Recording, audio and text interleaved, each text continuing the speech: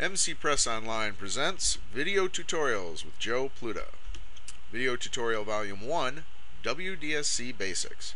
Tutorial number 5, Compiling a Program and Reviewing the Results.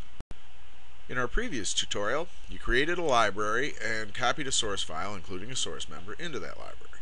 In this tutorial, you'll compile that member into the new library and review the results.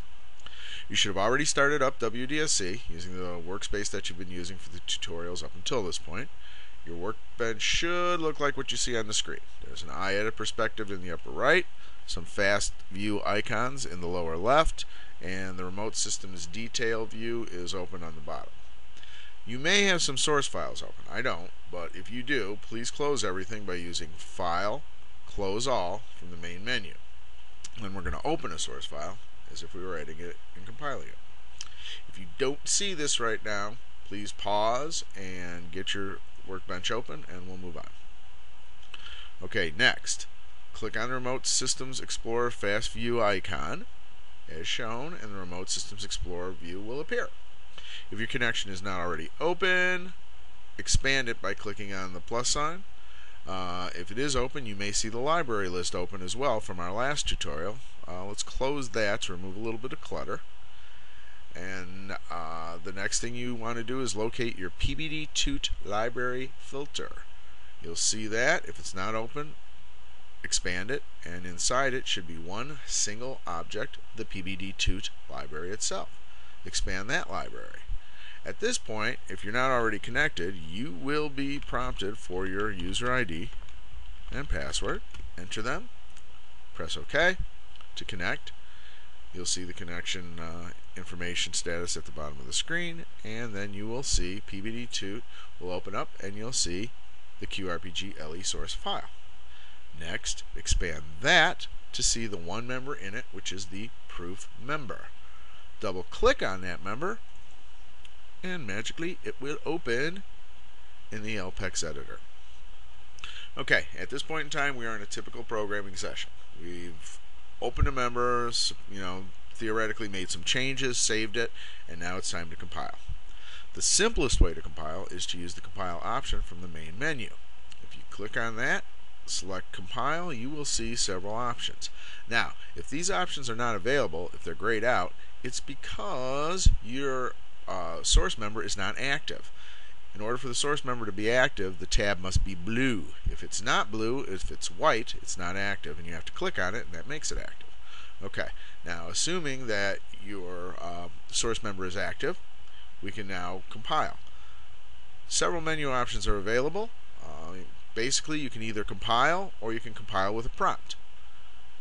Compile is like taking a 14 from PDM, while compiling with a prompt is like taking a 14 but hitting F4 to enter additional options. In this case, there are two active options: create bound RPG program and create RPG module. Which you use will depend on your application architecture, but in this particular case we're just going to compile the program, so we'll use the create bound RPG and we'll use all the defaults. So all we have to do is click on it. Once you've selected the menu option, the iSeries command log may appear down here. At that point, that's telling you that you submitted a job to batch. Some additional information appears on the status line while it's running, and then what will happen is you may see quickly a message in the command log that says the job was submitted and completed, but no matter what happens, what will happen at the end is the iSeries error list will appear. And in that error list, you will see the errors from your compile. Now, if all went well, you should see only these two informational errors. If you see more errors, you've got an environmental setup issue. But this, if things are going correctly, you will see these two simple errors.